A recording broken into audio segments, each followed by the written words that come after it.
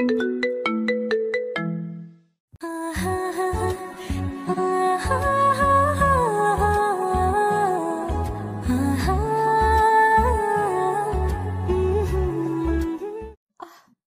গো, মরে গেলাম।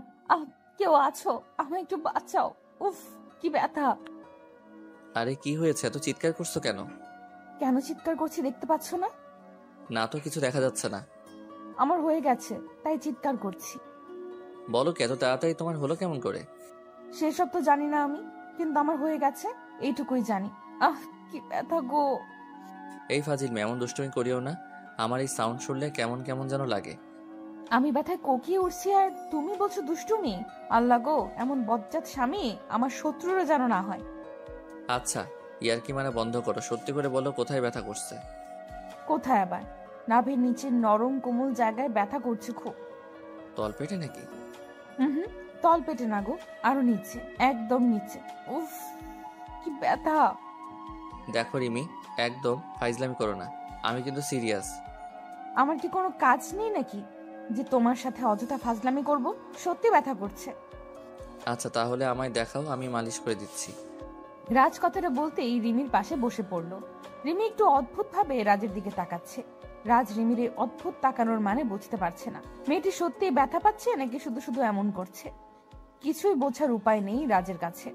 রাজ রিমির পাশে বসে রিমির শাড়িটা ধরে আলতো করে খুলে নিল। শাড়িটা খুলে দিয়ে রিমির হাঁটুর উপর তুলে দিতেই রিমি হকচকিয়ে উঠে বসে পড়ে।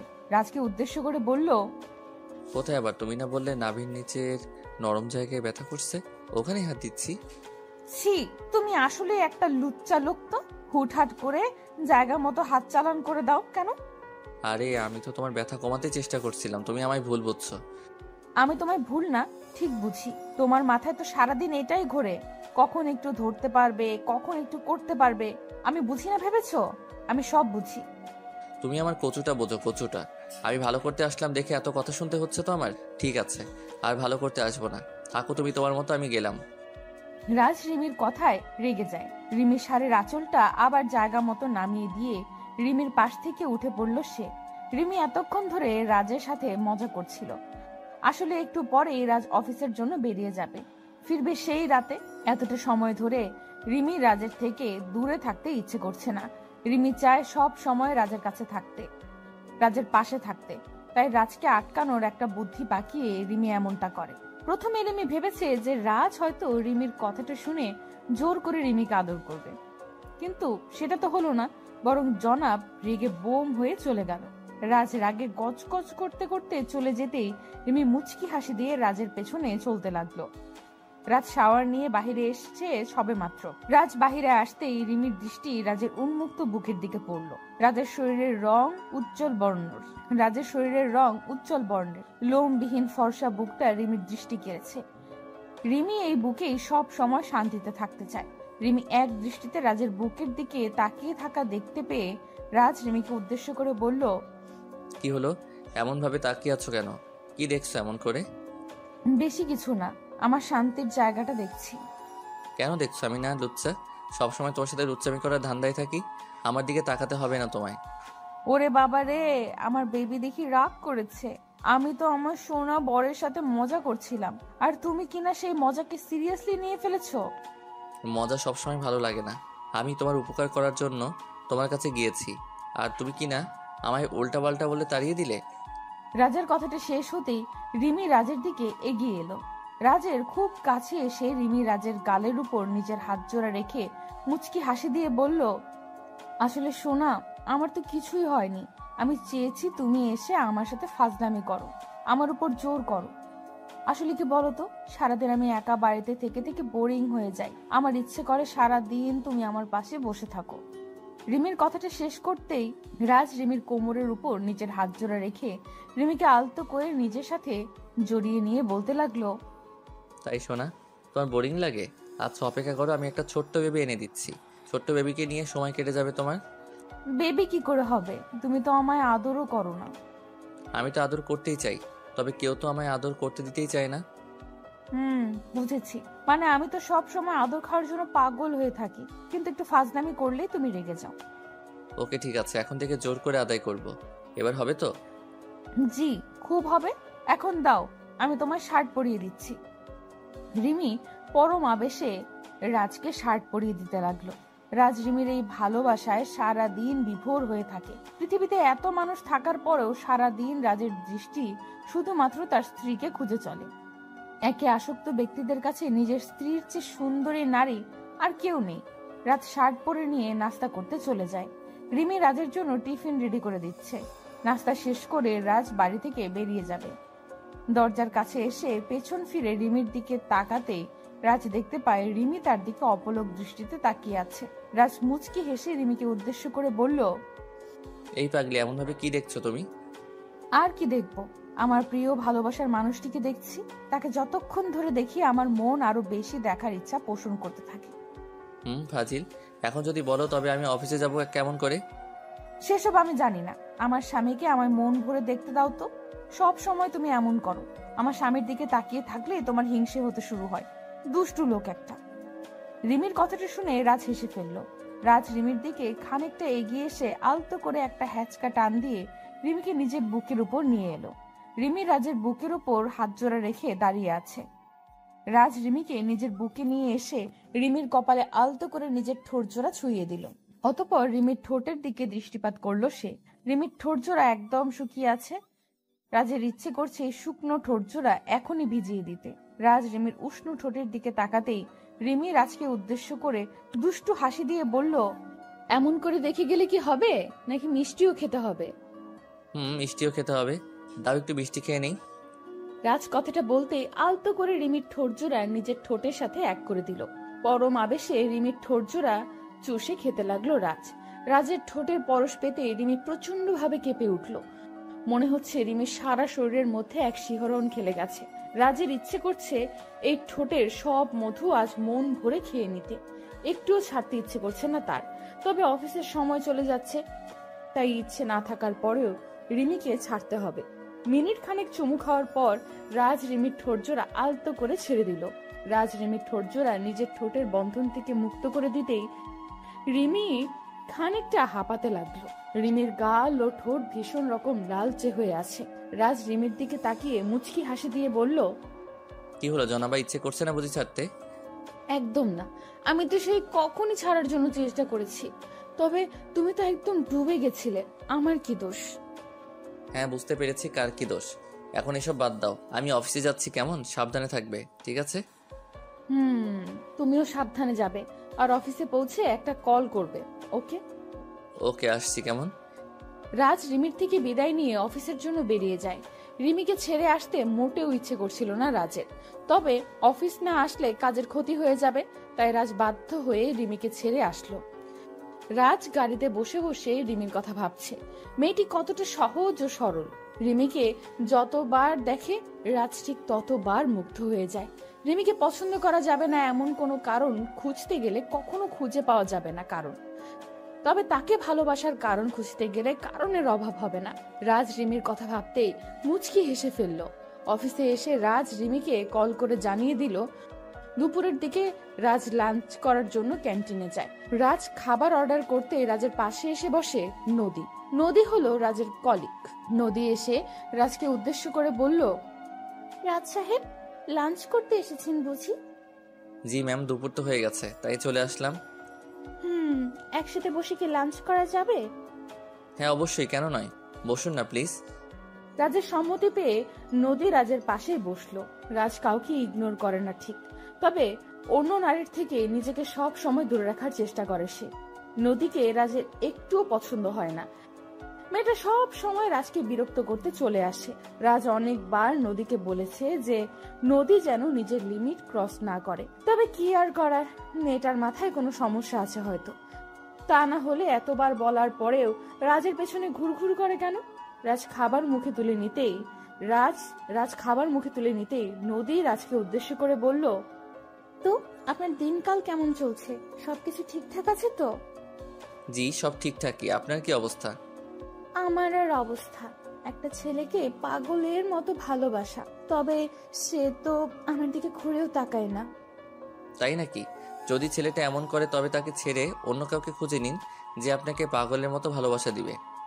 খুঁজে তো নিতেই পারি, তবে আমার মনটা যেন তার প্রতি আসক্ত হয়ে আছে, তাই কাউকে পছন্দ হয় না। ও এই ব্যাপার। এমনও তো হতে পারে যাকে আপনি পছন্দ করেছেন তারও একটা পছন্দের মানুষ আছে, সেও তার জন্য আপনার মতো আসক্ত। সে যাই হোক, আমার শুধুমাত্র তাকেই চাই, ব্যাস। তাকে না পেলে আমার আর কাউকে নিজের লাইফে কখনো নিতে পারবো না। এটা ভুল কথা। আজ অবধি কারোর জন্য কারোর জীবন থেমে থাকেনি, জীবন তার নিজ গতিতে চলছে। হুম। রাজ ও রিমি আরো কিছু সময় কথা বলল। অতঃপর রাজ খাবার শেষ করে নিজের কেবিনে চলে যায়। সন্ধ্যার দিকে রাজের কাজ শেষ হলো। অফিস থেকে বেরিয়ে রাজ একটা গিফটের দোকানে চলে আসলো। রিমির জন্য কিছু গিফট দিতে চায় সে। একটা কথা কি জানেন, আপনি যখন বাড়ির বাইরে কোনো কাজে থাকেন তখন বাড়িতে থাকা আপনার স্ত্রী আপনার পথ চেয়ে বসে থাকে, আর যখন আপনি বাড়ি ফিরে তার জন্য কিছু না কিছু নিয়ে আসেন তো প্রত্যেকটা স্ত্রী প্রচন্ড খুশি হয়, সেই জিনিসটা যতটাই সামান্য জিনিস হোক না কেন। রাজ গিফটগুলো নিয়ে সব থেকে বেরিয়ে যাবে, ঠিক এমন সময় দুম করে রাজের পথের সামনে চলে আসে নদী। নদী গিফট শপে রাজকে দেখে একটু চমকে গিয়ে বলল, আরে রাজ সাহেব যে, বুঝতে পারলাম না আজ সারা দিন আমার কি কারণে আপনার সাথেই দেখা হয়ে যাচ্ছে। এটা কি কাকতালীয় নাকি অন্য কিছু? কাকতালীয় নয়, আর না অন্য কিছু। এটা হলো কো অ্যাক্সিডেন্ট, এর বেশি কিছু নয়। আপনার হয়তো এটা মনে হচ্ছে, তবে আমার অন্য কিছু মনে হচ্ছে। আপনার যেটাই মনে হোক না কেন সত্যি সত্যিই থাকে। রাজ আর কত ইগনোর করবেন, একটু কি ভালোবাসা দেওয়া যায় না? মানুষের মন হয় কয়টা? একটাই তো। সেই এক মন কতজনকে দেয়া যায় বলুন? আমি বিবাহিত, আর আমি আমার স্ত্রীকে প্রচণ্ড ভালোবাসি।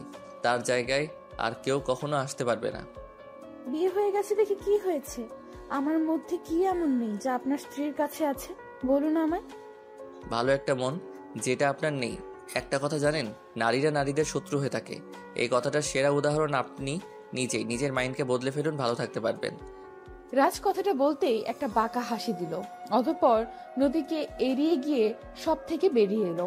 রাজ গাড়িতে বসে রিমির কথা ভাবছে। মেয়েটার গিফটগুলো দেখলে একদম বাচ্চাদের মতো করে তাকে জড়িয়ে ধরবে। আসলে ভালোবাসা কতটা সুন্দর, তাই না? নিজের প্রিয়জনের খুশির থেকে দামি আর কিচ্ছু হতে পারে না। রাজ বাড়ি এসে কলিং বেল বাজাতে রিমি দৌড়ে এসে দরজা খুলে দিল। রাজ রিমির দিকে তাকাতেই রাজের মনটা শান্ত হয়ে গেল। পাগলিটা রাজকে দেখে মিষ্টি একটা হাসি দিল। রাজ বাড়িতে এসে আর কোনো দিকে না তাকিয়ে নিজের প্রিয়তমা স্ত্রীকে নিজের বুকের সাথে মিশিয়ে নিল। রিমিও ছোট বাচ্চার মতো রাজের বুকে মুখ লুকিয়ে আদুরে গলায় বলতে লাগলো, এখন সময় হলো আসার। জানো, সন্ধ্যা থেকে শুধু অপেক্ষাই করছি কখন তুমি আসবে। তাই যান, আসলে একটু আড্ডা মারছিলাম, তাই আসতে লেট হয়ে গেছে। আর আড্ডা মারবো না।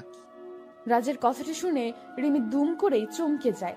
রিমি রাজের বুকের থেকে নিজের মাথাটা সরিয়ে নিয়ে একটু অদ্ভুত কণ্ঠে বলতে লাগলো, তুমি জানো আমি কতটা অপেক্ষা করি তোমার জন্য, আর সেই তুমি কিনা আড্ডা মারছিলে। বেশ ভালো তো। আরে পাগলি, একটু আড্ডা না মারলে কি মন ফ্রেশ থাকে নাকি? তাই আড্ডা মেরে মুড ফ্রেশ করছিলাম। ও, আমার সাথে থাকলে বুঝি মুড ফ্রেশ হয় না? আচ্ছা ফ্রেশ হয়ে নাও, আমি খাবার দিচ্ছি। রাজ বেশ ভালোই বুঝতে পারছে রিমি রেগে গেছে। রাজ তো রিমিকে রাগাতেই এই মিথ্যা বলেছে। রিমি ছাড়া রাজের মন আর কে আছে ঠিক করবে? রাজকে পেছনে ফেলেই রিমি সামনের দিকে এগিয়ে যেতে লাগলো। রাজ আলতো করে রিমিকে পেছন থেকে জড়িয়ে ধরে রিমির ঘাড়ে মুখ গুজে দিয়ে চুমু খেতে খেতে বলল, এই শোনা, রেগে গেছো তুমি? আমি তো তোমার সাথে মজা করছিলাম। আমি তোমায় ছাড়া আর কার সাথে আড্ডা দেবো বলো? আমি তো তোমার জন্য এই গিফটগুলো নিতে গিয়েছি, তাই একটু লেট হয়ে গেছে। মানে তার মানে তুমি এই আড্ডার কথাটা আমায় রাগাতে বলেছো? জি, একদম তাই।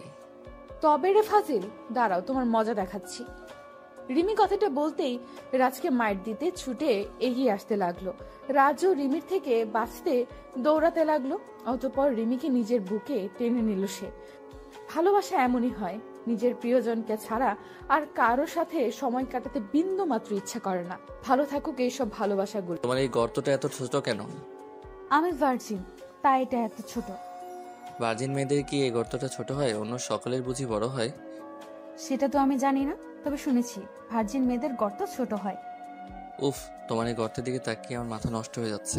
ইচ্ছে করছে এটাকে চুমু খাই। ছি, এটাকে কি চুমু খাওয়া যায় নাকি? তোমার কি মুখে কিছু আটকায় না? তুমি আমার ভালোবাসার মানুষ, আর নিজের ভালোবাসার মানুষের সাথে কথা বলতে গেলে কি হিসেব করতে হয় নাকি? এই শুভ, তুমি এমন করে বলো না গো, আমার অদ্ভুত রকম লাগছে। আমার সামনে বের করে রাখতে সমস্যা হয়নি, আর আমি বললেই যত সমস্যা। ফাজিল মেয়ে একটা। আহ, ছাড়ো প্লিজ, লাগছে তো। শুভ নীলার কোনো কথা শুনলো না, আলতো করে নীলার পেটের উপর নিজের হাত ছুঁয়ে দিল। শুভর হাতের স্পর্শ পেতেই নীলার সারা শরীরের মধ্যে অদ্ভুত শিহরণ খেলে গেল। নীলা মৃদু কম্পিত হয়ে শুভর শার্ট দুই হাতে চেপে ধরে আছে। শুভ নীলার নাভির উপর আলতো করে হাত বুলিয়ে দিচ্ছে। আজ নীলার আর শুভর রুম ডেট। 2 বছরের রিলেশনের মধ্যে যদিও একবারও তাদের রুম ডেট হয়নি, এটাই প্রথম রুম ডেট। রুম ডেটের কথা শুনে নীলা তো পুরো ভয় পেয়ে যায়। নীলার ভয়েরও যথেষ্ট কারণ ছিল। ভালোবাসা যতটাই থাকুক না কেন, দিন শেষে তো তারা দুটি ভিন্ন মানুষ। তাদের মধ্যে কোনো প্রকার বৈবাহিক সম্পর্ক নেই। যদি শুভ তাকে জোর করে তখন কি হবে, এটা ভেবেই নীলা ভয় পাচ্ছিল। সরাসরি 2 বার না করে দিলেও পর মুহূর্তে খানিকটা বাধ্য হলো সে।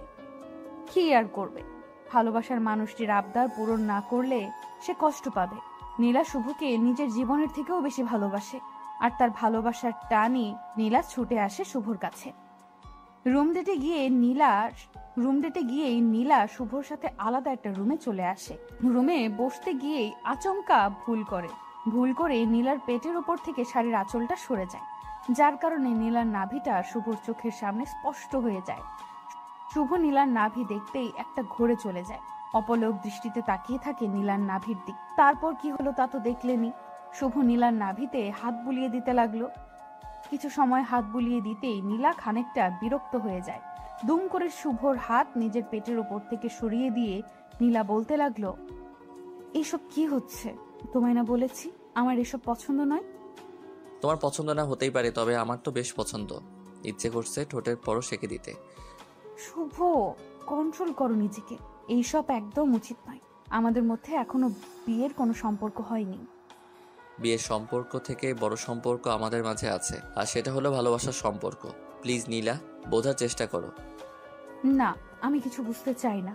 আমার এসব একদম অপছন্দ লাগছে। আমি আসছি। নীলা কথাটা বলতেই শুভর পাশ থেকে উঠে পড়তে চেষ্টা করলো। শুভ নীলার দিকে তাকিয়ে থেকে হঠাৎ করে নীলাকে ভীষণ অবাক করে দিয়ে দুম করে নীলার হাত শক্ত করে চেপে ধরলো। নীলা অবাক হয়ে শুভর দিকে তাকিয়ে আছে। কি করছে শুভ, কিছুই বুঝতে পারছে না সে। শুভ নীলার হাত ধরে একটা হ্যাচকা টান দিয়ে নীলাকে নিজের কোলের উপর নিয়ে নিল। নীলা শুভর কোলে আসতেই শুভর মুখের উপর নীলার চুলগুলো গিয়ে পড়ল। শুভ নীলার চুলে মিষ্টি গন্ধ মন ভরে গ্রহণ করছে। নীলা ঘোর কাটিয়ে ওঠার আগেই শুভ নীলার ঘাড়ের ওপর নিজের মুখ ঘষতে লাগলো। নীলা চোখ বন্ধ করে আছে। নীলা বেশ ভালোই বুঝতে পারছে যে শুভ তাকে জোর করছে।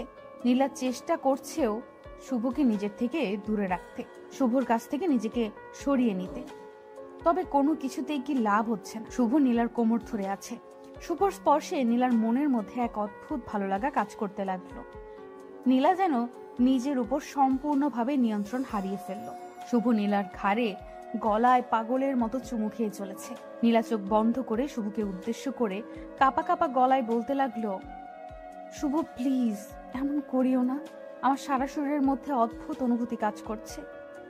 এই অদ্ভুত অনুভূতি কাজ করার মানে কি জানো তুমি? আমার প্রত্যেকটা স্পর্শ তোমার মনকে রাঙিয়ে দিচ্ছে, ঝড় তুলতে চাইছে তোমার মনে। এবার তো একটু বোঝো। কিন্তু এটা তো ঠিক না শুভ, এটাকে পাপ বলে। আজ আমাদের মাঝে কিছু হয়ে গেলে পরে যদি আমায় আর তোমার ভালো না লাগে, তখন কি করব আমি? আমার জীবনটা নষ্ট হয়ে যাবে। তোমার কি তোমার শুভর উপর একটু ভরসা ও বিশ্বাস নেই? তোমার শুভ কি কোনোদিন তোমায় অস্বীকার করতে পারে? তোমার প্রতি আমার সম্পূর্ণ বিশ্বাস আছে, তবে একটা কথা আমার ভয় করছে খুব। মুখ আর মানুষ চেনা এক কথা নয়। তুমি চিন্তা করিও না, সব ঠিক করে দিব আমি। শুভ নিজের কথায় নীলাকে ভুলিয়ে নিল। আজ শুভর মন পূর্ণতার নেশায় আসক্ত হয়ে আছে। খুব বেশি করে নীলাকে নিজের কাছে পেতে চায় শুভ, এতটা কাছে যে তাদের মাঝে 1 ইঞ্চিও দূরত্ব শুভ সহ্য হচ্ছে না। নীলা আর কিচ্ছু বলতে পারলো না। শুভর প্রতি তার অগাধ বিশ্বাস আছে। শুভ আর যাই করুক না কেন নীলাকে কখনো ঠকাতে পারে না। নীলাও আর বাধা দিল না। শুভর প্রত্যেকটা স্পর্শে সমানভাবে রেসপন্স করলো নীলা।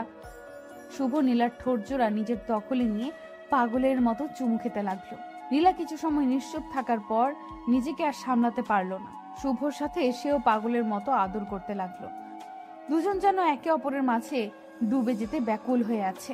শুভ নীলার শরীর থেকে একটু একটু করে সমস্ত পোশাক খুলে ফেলে দিল। নীলা এখন শুভর সামনে উন্মুক্ত হয়ে আছে। উন্মুক্ত নীলাকে দেখে শুভর চোখে মুখে এক অজানা নেশার ছাপ স্পষ্ট হয়ে গেল। নীলা বুঝতে পেরে গেছে যে তার প্রিয়জনের আসলে এখন কি চাই। নীলা নিজেকে সম্পূর্ণভাবে শুভর সামনে তুলে ধরল।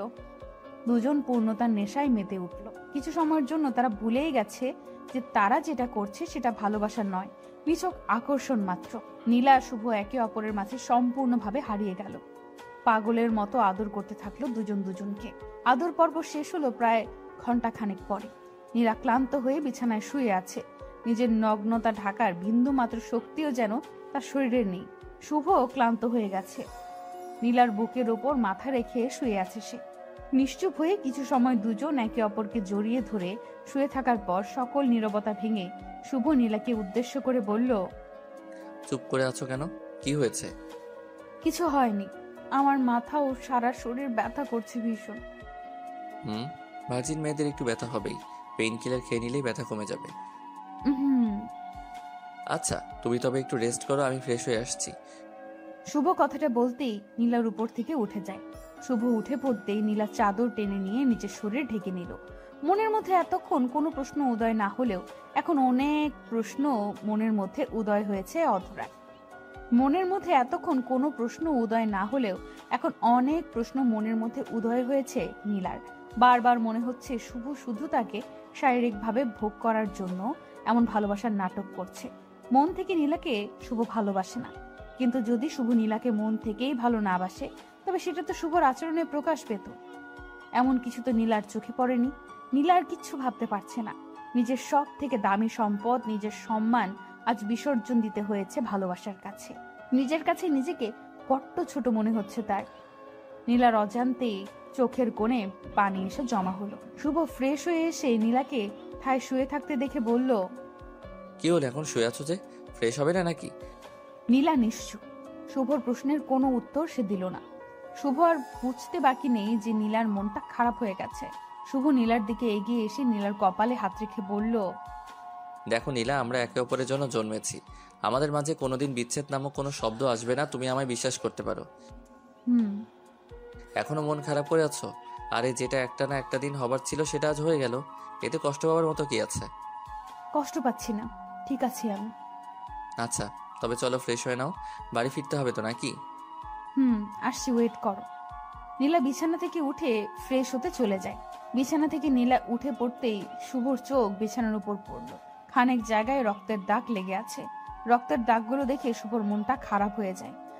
আসলে নীলার সাথে এত জোর করে এই কাজটা করা উচিত হয়নি তার। মেয়েটার মনটা একদম নরম, বেশি কিছুর প্রয়োজন না। একটু ভালোবাসাই তো চেয়েছে সে, শুধু শুধু কষ্ট দিয়ে ফেললাম। কথাটা আপন মনে বলল শুভ। নীলা ফ্রেশ হয়ে বাহিরে আসতেই শুভ নীলার দিকে এগিয়ে যায়। নীলা ঠিকমতো সোজা হয়ে দাঁড়াতে পারছে না, হয়তো তার শরীর একটু অসুস্থ হয়ে আছে। শুভ নীলার কোমর ধরে আলতো করে খুঁড়িয়ে খুঁড়িয়ে নীলাকে রুম থেকে নিয়ে সোজা চলে আসে গাড়িতে। শুভ নীলাকে গাড়িতে বসিয়ে গাড়ি নিয়ে বেরিয়ে পড়ল। কিছু দূর ড্রাইভ করতেই শুভ দেখতে পেল রাস্তার পাশে একটা ফার্মেসির দোকান খোলা আছে। শুভ গাড়িতে সাইডে পার্ক করে গাড়ি থেকে নেমে পড়ল। গাড়ি থেকে নেমে শুভ নীলার জন্য পেন কিলার, কিছু মেডিসিন ও প্রোটেকশন পিল নিয়ে নিল। অতঃপর গাড়িতে এসে নীলাকে মেডিসিনগুলো দিল। নীলা মেডিসিনগুলো হাতে নিয়ে প্রশ্নসূচক কণ্ঠে শুভকে বলল, এইসব কিসের মেডিসিন? এটা হলো পেইন কিলার, ব্যথা কমে যাবে। আর এটা হলো সেফটি পিল, এটা নিলে বেবি আসবে না। শুভর কথাটা শুনে হয়তো নীলার একটুও পছন্দ হয়নি। নীলার মুখটা ফ্যাকাশে হয়ে গেল। নীলা গম্ভীর কণ্ঠে শুভকে উদ্দেশ্য করে বলল, তার মানে তুমি চাও না আমি তোমার বেবির মা হয়ে যাই? তাই তো এই পিল নিয়ে এসেছো, ঠিক বললাম তো? আরে পাগলি, এমন না, বিয়ের পর বেবি নিব, এখন এটা সেফটি হিসেবে কাজ করবে। প্রয়োজন নেই। আমাদের ভালোবাসার কারণেই আজ যখন আমাদের মাঝে শারীরিক সম্পর্ক হয়েছে, তখন আমি চাইছি এটাই আমাদের ভালোবাসার অংশ হয়ে পৃথিবীতে আসুক। নীলার কথাটা শুনে শুভ আর কিচ্ছু বলল না। মুচকি হাসি দিয়ে নীলার হাত থেকে সেফটি পিল নিয়ে গাড়ির দরজা দিয়ে ফেলে দিল। নীলাকে উদ্দেশ্য করে শুভ মৃদু কণ্ঠে বলল, সমস্যা নেই, তোমার ইচ্ছে মানে আমার ইচ্ছে, এইসবের কোনো দরকার নেই। খুব শীঘ্রই আমরা এক হয়ে যাব, অপেক্ষা করো। শুভ কথাটা বলতেই গাড়ি স্টার্ট করলো। নীলাকে নীলার বাড়িতে ছেড়ে দিয়ে শুভ নিজ বাড়িতে চলে যায়। নীলার সাথে শারীরিক সম্পর্ক হবার পর শুভ আর আগের মতো নীলার সাথে কথা বলে না।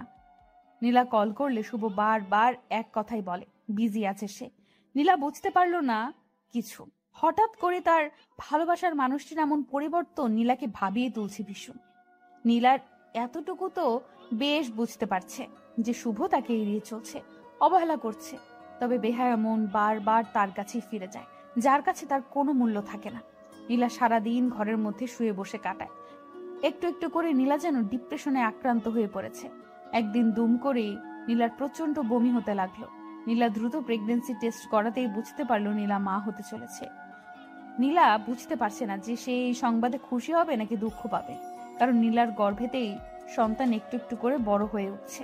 সেই সন্তানের বাবা তো তার মাকে স্বীকার করতে প্রস্তুত নয়, সেখানে এই বাচ্চাটাকে কি করে স্বীকার করবে? নীলা কিছু ভেবে না পেয়ে শুভকে কল করলো। দুবার রিং হতেই শুভ কলটা পিক করলো। কলটা পিক করতেই ওপার থেকে নীলা শুভকে উদ্দেশ্য করে বলল, শুভ, আমি মা হতে চলেছি। Wow, good news. মিষ্টি কোথায়? শুভ, আমি মজা করছি না, সত্যি বলছি। একটু আগে টেস্ট করে জানতে পারলাম। তো আমি কি মজা ভেবেছি নাকি? আর তুই প্রেগনেন্ট, তো আমার কি হয়েছে? তোমার কি হয়েছে মানে? মাথা ঠিক আছে তো তোমার? কি সব পাগলের মতো বলছো? কি সব বলছি মানে? আমার মাথা আর আমি সব ঠিক আছে। তুই বলো কি জন্য আমায় কল করেছো?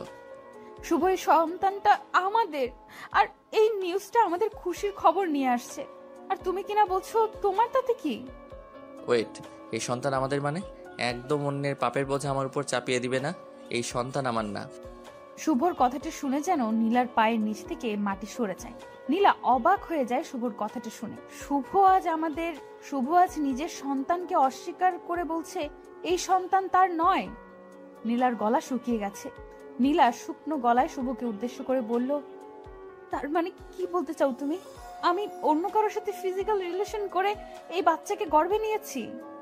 সবকিছু তো আর আমার বলাই হবে না, এমনটা হতেও তো পারে। যাই হোক, তোমার ভালোর জন্য আমার একটা মেসেজ হলো যে তুমি এই বেবিকে নষ্ট করে ফেলো। এতে করে তোমার লাইফে আর কোনো ধরনের পেইন আসবে না।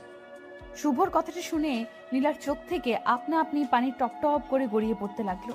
নীলা নিজেকে শান্ত করতে পারছে না। বুকের মধ্যে অদ্ভুত রকম কষ্ট হচ্ছে তার। নিজের ভালোবাসার মানুষটিকে সবকিছু উজাড় করে দেওয়ার পর আজ সেই ভালোবাসার মানুষটি তাকে নিয়ে, তার চরিত্র নিয়ে কথা বলছে। শুভর কথাগুলো কোনোভাবেই যেন নীলা সহ্য করতে পারছে না। নীলা খানিকটা শক্ত গলায় শুভকে উদ্দেশ্য করে বলল, বাহ, অসাধারণ উপহার দিলে তুমি। তোমার আর আমার ভালো চাইতে হবে না, আমি আমার ভালো ঠিক বুঝে নিব। ভুলটা আমার ছিল, সমাধানও আমার করা লাগবে। ভালো থেকো তুমি। নীলা কথাটা শেষ হতেই দুম করে কলটা কেটে দিল। ফোনটা সুইচ অফ করে দিয়ে নীলা বালিশের সাথে মুখ চেপে কান্না করতে লাগল। নিজের জীবনের আজ শেষ করে দেওয়া ছাড়া আর কোনো উপায় নেই। নীলা একটা ভুলের কারণে আজ দুটি জীবন নষ্ট হতে চলেছে। নীলা কোনোভাবেই নিজের মনকে বোঝাতে পারছে না যে শুভ তার সাথে প্রতারণা করেছে। মেয়েরা আসলেই বোকা। একটু ভালোবাসা পাবার লোভে তারা নিজের সব কিছু দিয়ে দিতে পারে, আর দিন শেষে প্রতারিত হয়।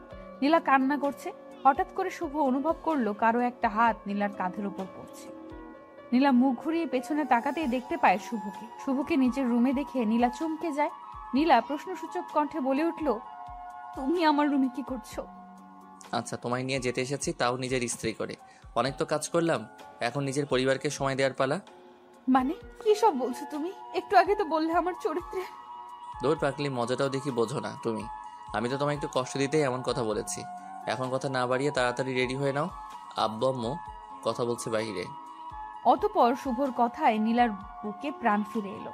ভালোবাসার মানে আশ্বাস নয়, ভালোবাসার মানে বিশ্বাস। বিশ্বাসের উপর ভর করে ভালোবাসা টিকে থাকে। এই চলুন না, আজ রাতে আমরা দুজন মিলে একটু খেলি। ঠিক আছে, কিন্তু কি খেলবে? ওই খেলাটা। কোন খেলাটা? আরে যেটাই আপনি আমারটা খাবেন আর আমি আপনারটা খাবো। মিলির কথাটা শুনে মাহির চমকে গেল। হঠাৎ করে মিলি এই খেলাটা এতদিন পর খেলতে চাইলো কেন? মাহির বুঝতে পারছে না। বিয়ের প্রায় 2 মাস হয়ে গেছে, এখনো মিলি মাহিরের মাঝে কোনো শারীরিক সম্পর্ক হয়নি। যদি মাহির চেষ্টা করে মিলির সাথে কিছু একটা করতে, ঠিক তখনই মিলি সরাসরি মাহিরের সাথে একটা সিন ক্রিয়েট করে ফেলে। মাহির তো এটাই বুঝতে পারে না যে মিলি কেন এমন করে। লোকলজ্জার ভয়ে মাহির হয়তো মিলিকে জোর করে না ঠিক, তবে মনে মনে মাহির এটাই চায় মিলির সাথে যেন তার স্বামী স্ত্রীর সম্পর্কটা হয়। মাহির কিছু সময় চুপ থেকে অতঃপর মিলিকে উদ্দেশ্য করে হাস্যোজ্জ্বল মুখ নিয়ে বলল, মিলি, তুমি সত্যি বলছো তো ওই খেলা খেলবে? আপনাকে মিথ্যা কেন বলবো? আমি সত্যি বলছি, চলুন খেলা শুরু করি। উফ মিলি, আমি তো বিশ্বাস করতে পারছি না তোমার কথাটা। কত বছরের স্বপ্ন আমার আজ পূর্ণ হবে, ভাবতেই কেমন কেমন যেন লাগছে। হায় আল্লাহ, বলেন কি? আগে কখনো খেলেননি নাকি? এমন করছেন মনে হচ্ছে এটাই জীবনে প্রথম। দূর, তুমিও না কি যে বলো। আমি এর আগে খেলবো কার সাথে? আমি এমন ছেলে না, ওকে? আমি পরনারীর দিকে কখনো খারাপ দৃষ্টিতে তাকাইনি। আর বলছো আমি কি না খেলবো? হয়েছে হয়েছে, আপনি যে কত সাধু তা আমার জানা আছে। এখন কথা না বাড়িয়ে রেডি হয়ে নিন, খেলবো আমরা। 2 মিনিট সোনা, আমি এমনিতেই খেলার জন্য সবসময় রেডি হয়ে থাকি। এই নাও, একদম রেডি হয়ে গেলাম। মাহির কথাটা বলতেই নিজের শার্টের বাটন খুলে শার্টটা সোফার উপর ছুঁড়ে দিল। মিলি মাহিরের বডির দিকে তাকিয়ে আছে কৌতূহলপূর্ণ দৃষ্টি নিয়ে। মাহির শার্ট খুলে মিলির দিকে এগিয়ে আসলো। মিলি ভ্রু কুঁচকে মাহিরের দিকে তাকিয়ে আছে। মাহির মিলির দিকে তাকিয়ে দাঁত বের করে হেসে দিয়ে বলল, খেলার আগে তো প্রিপারেশন নিতে হয়, তাই নিয়ে নিলাম আর কি। তুমিও খুলে নাও। খেলার আগে কি খুলতে হয়? জামা কাপড় খুলতে হয় আর কি। আমি শুনেছি খেলার আগে খুলতে তো হয় ঠিক, তবে সেটা হলো লুডুর কোর্ট। আপনি কোন খেলার কথা বলছেন? এই ওয়েট, তুমি কি খেলার কথা বলছো? একটু পরিষ্কার করে বলো তো, আমি তো তোমার কথাই বুঝতে পারছি না। আমি লুডো খেলার কথা বলছি। মানে এতক্ষণ ধরে তুমি এই লুডো খেলার কথা বলেছো, আর আমি কি না? আপনি কি না কি।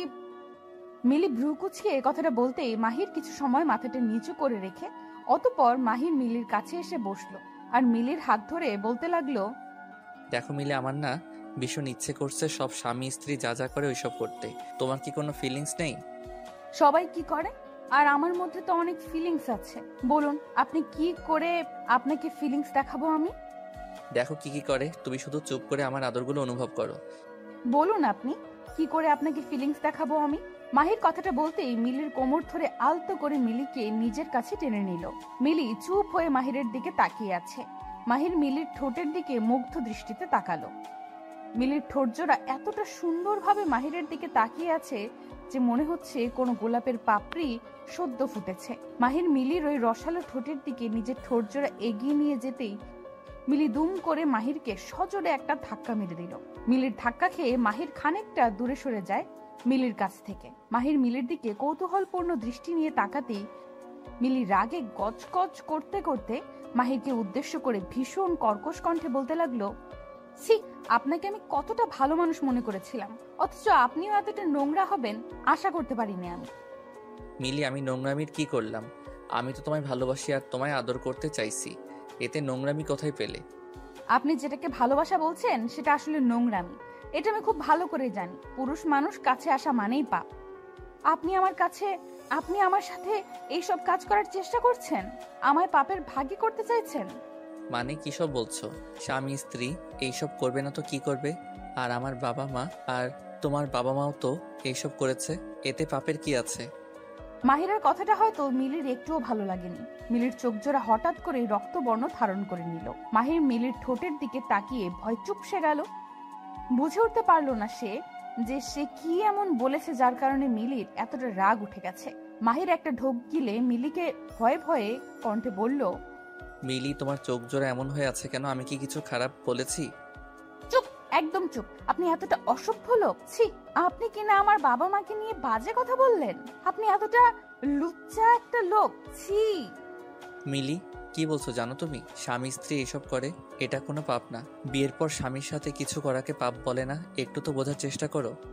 আপনি আমায় বোকা পেয়েছেন। খুন বিয়ের আগে করলে ফাঁসি হবে, আর বিয়ের পর করলে বুঝি হবে না? আপনি আমায় যা বোঝাবেন আমি তাই বুঝবো, তাই না?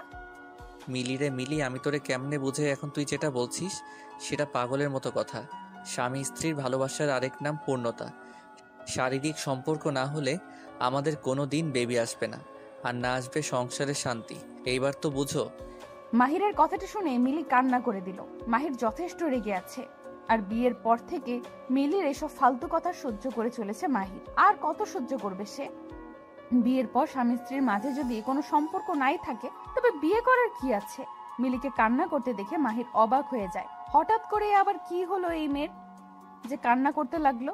মাহির মিলিকে উদ্দেশ্য করে বলল, এই আবার কি হলো তোমার? কান্না কেন করছো? মিলি মাহিরের কথায় কোনো উত্তর দিল না। এই ধ্যানে কান্না করেই যাচ্ছে। মিলির কান্না দেখে মাহিরের মনে মনে রাগ হতে লাগলো। এখনই মিলির কান্নার শব্দ অন্য সবাই শুনতে পাবে আর এখানে ছুটে আসবে। মাহির নিজের মাথাকে একটু শান্ত করে মিলিকে উদ্দেশ্য করে বলল, দেখো মিলি, কান্না করিও না প্লিজ। তুমি এমনভাবে কান্না করলে এখনই কেউ চলে আসবে। প্লিজ কান্না করিও না। কান্না করবো না তো কি করব? আপনি আমায় বকেছেন। আমি আর এই বাড়িতে থাকবো না। আমি এক্ষুনি আমাদের বাড়িতে চলে যাব। চলে যাবে মানে? কেন চলে যাবে? আমি কি করেছি? আপনি আমার সাথে অসভ্যতামি করেছেন। প্রতি রাতে আমার সাথে বাজে কাজ করার জন্য আমায় ফোর্স করেন। আমি আর আপনার সাথে থাকবো না। মিলির কথাটা শুনে মাহিরের ইচ্ছে করছে মিলিকে খেয়ে ফেলতে, কিন্তু এখন আর মিলিকে কিছু বলা যাবে না, নয়তো মিলি সত্যি সত্যি চলে যাবে। মাহির নিজের মাথাকে ঠান্ডা করে মিলিকে উদ্দেশ্য করে বলল, আচ্ছা মিলি, আমি দুঃখিত। আমায় ক্ষমা করে দাও। আর কখনো আমি এইসব নিয়ে বাড়াবাড়ি করবো না, প্রমিস। আপনার কথা আমি বিশ্বাস করি না। আমি চাই আপনিও আমার মতো ভালো হয়ে যান, পাপ থেকে নিজেকে দূরে রাখুন। অথচ আপনিও কিনা সেই এক পাপ করার জন্য উঠে পড়ে লেগেছেন। আমি আর কি করে আপনাকে বোঝাই বলুন তো? আর কিছু বোঝাতে হবে না, আমি সব বুঝতে পেরে গেছি। সত্যি আর কখনো আমি কিছু করব না। কথাটা মাথায় থাকে যেন। থাকবে মাথায়, মনে প্রাণে, সব জায়গায় লেগে থাকবে। মিলির জন্য মাহিরের বাসর রাত তো শেষ হলোই, সেই সাথে শেষ হলো মাহিরের সাংসারিক জীবন। মাহির নিজেও জানে না এই মেয়ের মাথায় কি সমস্যা আছে। নিজের স্বামীকে সন্তুষ্ট রাখাটা প্রত্যেক নারীর পরম কর্তব্য। সেইখানে মিলি কিনা নিজের স্বামীকে বারবার নিজের থেকে দূরে রাখতে ব্যস্ত। মাহির এক বুক হতাশা নিয়ে ঘুমিয়ে পড়ল। সকালবেলা মাহিরের ঘুম ভাঙলো মিলির চিৎকার। মিলি চিৎকার করে মাহিরকে ডাকছে। মিলির চিৎকারের শব্দে মাহির হকচকিয়ে বিছানা থেকে উঠে পড়ল। মিলির দিকে চোখ কচলাতে তাকিয়ে বলল, মাহির, কি হয়েছে? এত সকাল সকাল এমন করে চিৎকার করছো কেন? বাড়িতে কি তোর পড়েছে নাকি? চোর না, ডাকাত পড়েছে। আপনার ঘুম এত গভীর কেন? আমি মরে গেলেও তো আপনার ঘুম ভাঙবে না। হয়েছে, এখন হেয়ালি না করে সরাসরি বলো কি হয়েছে। আমি না আজ একটা ঘটনা ঘটিয়ে ফেলেছি, এই আপনাকে বলতে ছুটে এসেছি। সকাল সকাল আবার কি ঘটিয়ে ফেলেছো? আমাকে না আম্মু বলেছে আমাদের বেবি কবে হবে। আমি বলে দিয়েছি খুব তাড়াতাড়ি আসছে বেবি। ঠিক বলেছি না? কি আসবে আমি শুনতে পাইনি, আবার বলবে। আরে লজ্জার কথা, আপনি এমন করে বললে কি করে আমি বলবো বলুন? বলেছি বেবি আসবে। এত বড় মিথ্যা বললে তুমি, এখন পাপ হবে না মিথ্যা বললে? আমি মিথ্যা কেন বলবো? আমাদের কি বেবি আসবে না নাকি? আজব লোক একটা। বেবিটা আসবে কি করে সেটা আমায় বলবে? ও মা, সবার যেমন ভাবে আসে ঠিক তেমন ভাবেই আসবে। সবার যেমন ভাবে আসবে তেমন ভাবে আসবে মানে? সবার মতো কি আমাদের মাঝে কিছু হয়েছে? হয়নি মানে? আপনার সাথে আমার বিয়ে হয়েছে, তো বেবি কেন আসবে না? ওরে আল্লাহ, কোন বিপদে আমায় ফেললে তুমি? তুলে নাও আমায়। এই মেয়েটা আমায় পাবনা না পাঠিয়ে শান্ত হবে না। আরে আপনি এত ওভার রিয়েক্ট করছেন কেন? বেবি আল্লাহ দিবে, শুধু মন থেকে আল্লাহর কাছে চাইতে হবে। আচ্ছা মিলি, আল্লাহ বেবি দিবে সেটা আমি বিশ্বাস করলাম, কিন্তু আল্লাহ তো তখনই আমাদের কথা শুনবে যখন আমরা বেবি হবার আমল করব, তাই না? আমল তো আমি জানি, মন থেকে একদম পবিত্র হয়ে আল্লাহর কাছে চাইলে আল্লাহ নিরাশ করবেন না। হ্যাঁ বুঝেছি আমি। আল্লাহর কাছে চাইতে থাকো মন প্রাণ দিয়ে, আল্লাহ দিবে বেবি। কিছু করতে হবে না বেবির জন্য। মাহির কথাটা বলে কাঁথা মুখে পেঁচিয়ে শুয়ে পড়ল। মিলি মুচকি মুচকি হাসছে। এইবার তার বেবি আনতে হবে, আর তার জন্য তাকে ভীষণ রকম পরিশ্রম করে আল্লাহর কাছে মন থেকে চাইতে হবে। মিলি অজু করে এসে নামাজ পড়তে লাগলো, আর মাহির ঘুমাতে লাগলো। দেখতে দেখতে কেটে যায় 3 মাস। আল্লাহর অশেষ রহমতে মিলি এখনো মা হতে পারেনি, কারণ মা হবার জন্য যা করতে হয় সেটা মিলির কাছে পাপ। সো আল্লাহ কি করে দিবে? মিলির মন খারাপ, বেবি হচ্ছে না দেখে মিলির মাথায় আগুন জ্বলছে। এত ভালো করে আল্লাহর কাছে বললো, তবু আল্লাহ কেন দিল না? মিলি বুঝতে পারছেন। সকালবেলা মাহির অফিসে বের হবার সময় হুট করে মাহিরের সামনে চলে আসে মিলির বাবা মা। নিজের শ্বশুর শাশুড়িকে দেখে মাহির একটু অবাক হবার পাশাপাশি ভীষণ খুশিও হয়। মাহির তাদের সালাম দিয়ে বলল, আব্বা আম্মা, আপনারা হঠাৎ করে এখানে? আমায় কল করতেন, আমি নিজেই আপনাদেরকে নিয়ে আসতাম। না সমস্যা নেই বাবা, তুমি কি অফিস যাচ্ছ? জি আব্বা, আমি অফিসেই বের হচ্ছিলাম। না বাবা, আসলে তোমার সাথে একটু কথা ছিল আমাদের, যদি একটু। জি আব্বা বলুন, কি কথা বলবেন? আসলে অনেকদিন হলো তোমাদের বেবি হচ্ছে না, তো আমরা চাইছি যে মিলিকে নিয়ে আমাদের বাড়ি গিয়ে দেখি কি হয়। তোমার শাশুড়িরও এই একই ইচ্ছা। আচ্ছা আব্বা, ঠিক আছে, নিয়ে যান। আমি আসছি তাহলে। ঠিক আছে বাবা, সাবধানে যাবে। মাহির তাদের সাথে কথা বলা শেষ করে অফিসের জন্য বেরিয়ে যায়। মাহির বেশ ভালো করেই জানে মিলিকে যেখানেই নিয়ে যাওয়া হোক না কেন কোনো লাভ হবে না, কারণ বেবি হবার জন্য যে দুটি মানুষকে এক হতে হয়, দুজনের মধ্যে একটা সম্পর্ক থাকতে হয়, সেটা মাহির আর মিলির মধ্যে নাই, তো কোনো কিছুতেই কিচ্ছু হবে না। মাহির অফিস থেকে বাড়ি ফিরতেই দেখতে পায় মিলি মন খারাপ করে বসে আছে। মিলিকে বাড়িতে দেখে মাহির চমকে যায় ভীষণ, কারণ মিলির তো ওদের বাড়িতে থাকার কথা, সেখানে মিলি এখনো তার বাড়িতে, তাও আবার মন খারাপ করে।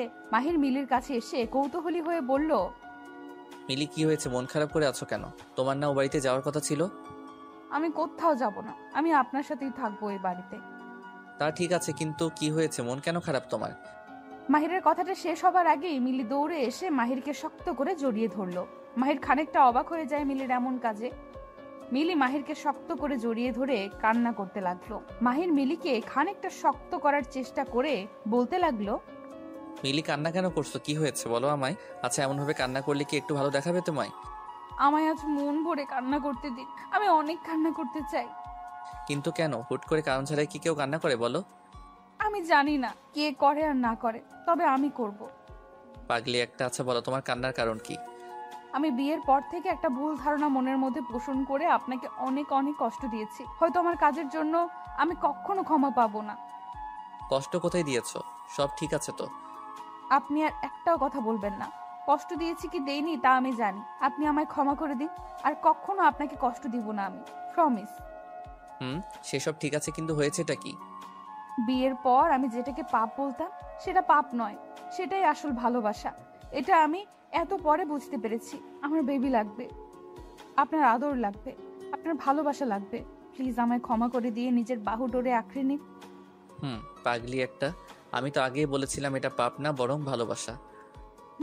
আমায় বোঝার ভুল ছিল, আমায় ক্ষমা করে দিন না প্লিজ। কান্না বন্ধ করো। আমি কখনো তোমার কাছে কষ্ট পাইনি, আর যখন কষ্ট পাইনি তখন ক্ষমা করার কি আছে? I love you. I love you so much. Mahir মিলিকে শক্ত করে নিজের বাহু ডোরে আঁকড়ে ধরলো। আজ আর তাদের দুজনের মাঝে বিন্দু মাত্র দূরত্ব নেই। দুটি হৃদয় ও মন আজ একসাথে। আপনি আমার দুধে হাত দিচ্ছেন কেন? আমি আম্মুকে বলে দিব। যাকে ইচ্ছা বলো, তোর দুধ ধরতে আমার ভীষণ ভালো লাগে। আমার দুধ ধরতে আপনার ভালো লাগলেই আপনি ধরবেন নাকি? আমার ভালো লাগলে আমি ধরবো। আচ্ছা, তোর দুধটা এত গরম কেন? যে গরম পড়েছে সবকিছু গরম হয়ে যাচ্ছে, আর এটা তো দুধ, গরম তো হবেই। গরমকাল দেখে কি এত গরম হয়ে যাবে নাকি? এই দুধ ধরতে মনে হচ্ছে হাতে ফোসকা পড়বে আমার। তাহলে ধরেছেন কেন? ছেড়ে দিন না। আপনি যদি এখন আমার দুধের উপর থেকে হাত না সরান, তাহলে আমি চিৎকার করে কান্না করব। রিমির কথা শুনে রাজ হেসে ফেলল। একটু দুধের উপর হাত দিয়েছে দেখে মেয়েটা কত কথা শোনাচ্ছে রাজকে। রাজ কি এত সহজেই রিমিকে শান্তিতে থাকতে দিবে নাকি? রাজও রিমির দুধ ধরে রেখেছে। রিমি বার করে রাজকে বারণ করার পরেও রাজ কোনো কথা শুনছে না। রিমি রাজের এমন ফাজলামি আর সহ্য করতে পারল না। চরম বিরক্ত হয়ে রিমি ন্যাকা কান্না করে দিয়ে চিৎকার করে নিজের আম্মুকে ডাকতে লাগলো। আম্মু, দেখো রাজ ভাই আমার দুধ ধরছে বারবার, আমি বারণ করার পরেও ছাড়ছে না উনি। যত খুশি ডাক, বাড়িতে আন্টি নেই, আমার হাত থেকে তোকে বাঁচানোর মতো কেউ নাই। ও, এই জন্যই আপনার সাহস এত বেড়েছে তাই না? আপনি আসলে একটা পচা লোক। আমি পচা লোক তো কি হয়েছে? এমন ভাবে চিৎকার করছিস মনে হচ্ছে আমি তোর দুধ ধরে আছি। তো কার দুধ ধরে আছেন? এই দুধ তো আমারই। এই দুধ তোর কি করে হয়? এই দুধ তো গরুর। তুই কি গরু নাকি? গরুর দুধ গোয়ালি বিক্রি করেছে আর আমি কিনে নিয়েছি, তার মানে এইটা এখন এই দুধ আমার? ওরে কি লজিক রে! শোন, আমি গরুর দুধ ধরেছি আর আমি এখন এটা খাবো। তুই চুপটি করে বসে থাক, তা না হলে কিন্তু এই দুধ ছেড়ে অন্য কোনো দুধ খাওয়া শুরু করে দিব। ছি ছি ছি, এইসব কি ধরনের কথা? আপনার লজ্জা করে না এসব বলতে? এক ফোঁটাও লজ্জা করে না আমার। বেশি কথা বললে আরো অনেক কথা বলবো আমি। রাজের কথা শুনে রিমি চুপ হয়ে যায়। রাজ সময় সময় তার বাড়ি এসে তার সামনে এমন ফাজলামি করবে রিমি অনেক সহ্য করেছে, তবে আজকাল রাজের কোনো কিছুতেই সে সন্তুষ্ট হতে পারে না। হুট করে রিমিকে আই লাভ ইউ বলাই হোক বা রিমিকে জড়িয়ে ধরা, কোনো কিছুতেই রাজ দুবার ভাবে না। রাজের এমন কার্যক্রমে রিমির পরিবারও কিছু মনে করে না, করবেই বা কেন? রাজের মতো ভালো ছেলে আর কোথাও আছে নাকি? রিমির জন্য এই ছেলেটাই পারফেক্ট। রিমিকে চুপ হয়ে থাকতে দেখে রাজ মলিন কণ্ঠে বলতে লাগলো, এই রিমি, কি ভাবছিস তুই? তোকে এমন কাকতাড়ুয়ার মতো বসে থাকা দেখলে আমার একটু ভালো লাগে না। তো কি করব, নাচবো নাকি এখন? তুই নাচতে চাইলে নাচতে পারিস, আমি কোনো সমস্যা নেই। আপনার দুধ খাওয়া হয়েছে? এই তো প্রায় শেষ, কিন্তু কেন, আরো দুধ দিবি নাকি? একদম বাজে কথা বলবেন না। আপনার চোখের দৃষ্টি আমার কাছে ভালো মনে হচ্ছে না। আমি কিছু বললেই তো তোর কাছে সেটা খারাপ হয়ে যায়। ভালো কথার তো আজকাল কোনো দামই নেই। আপনার এসব লুচ্চা কথার মানে আমার খুব ভালোই জানা আছে। এখন কি মিন করেছেন তা আমি বেশ ভালোই বুঝতে পারছি। তাই নাকি? সবটা যখন বুঝতেই পেরে গেছিস তবে দূরে রেখেছিস কেন? কাছে চলে আয়, একদম মিশে যা আমার সাথে। পাগল হয়ে গেছেন নাকি? এসব ফাজলামি একদম আমার পছন্দ নয়। ফাইজলামি কে করছে তোর সাথে? আমি সত্যি কথা বলছি নিজের মন থেকে। হয়েছে, এসব কথা বলিয়েন না। আপনার উপর আমি অনেক রেগে আছি। আপনি আমার দুধ খেয়ে ফেলেছেন, এখন আমি কি করব? আমি যখন তোর দুধ খেয়েছি তখন তুই আমার দুধ খেয়ে নে হিসাব বরাবর। আপনার দুধ কোথায় পাবো আমি? এই যে আমার আছে না, এইগুলো থেকে নিয়ে নে, যত ইচ্ছে তত দুধ। রাজ কথাটা বলতেই নিজের শার্ট দুটোর বাটন খুলে ফেললো। রাজ শার্টের বাটন খুলে দিতেই রিমির চোখের সামনে খানিকটা উন্মুক্ত হলো রাজের বুক। জিম করা বডি রাজের, দেখতেও সে সুদর্শন। সব দিক দিয়ে বিবেচনা করলে এক কথায় রাজ অতুলনীয়। রিমি রাজের দিকে এক দৃষ্টিতে তাকিয়ে আছে। জিম করা বডি রিমির ভীষণ পছন্দের। রিমি জিম করা বডি পছন্দ করে দেখে রাজ জিমে গিয়ে বডি বিল্ডিং করেছে। রিমি রাজের দিকে কিছু সময় তাকিয়ে থেকে নিজের চোখ নামিয়ে নিল। রিমি চোখ নামিয়ে নিতেই রাজ মুচকি হেসে রিমিকে উদ্দেশ্য করে বলল, কি হলো, চোখ নামিয়ে নিলি যে? আমাকে পছন্দ নয় বুঝি তোর? দেখুন রাজ ভাইয়া, এইসব ঠিক না। আমি আপনাকে আগেই বলেছি আমার কাছাকাছি আসিয়েন না। পরে কিছু হয়ে গেলে তার দায় আমি নিতে পারবো না। বাড়িতে তো তুই আর আমি ছাড়া কেউ নেই, কিছু একটা হয়ে গেলেও সমস্যা নেই। যেটা বিয়ের পরে পাবো তা বিয়ের আগে পেয়ে গেলেও সমস্যা নেই। আপনি কিন্তু বেশি বেশি করছেন। আমি কিন্তু এখন বাড়ি থেকে চলে যাব। কোথায় আর যাবি? দিন শেষে আমার বুকে ফিরতে হবে তোকে। রাজ কথাটা বলতেই বাঁকা হাসি দিয়ে রিমির দিকে এগিয়ে আসে। রিমি রাজের চোখের দিকে তাকিয়ে আছে।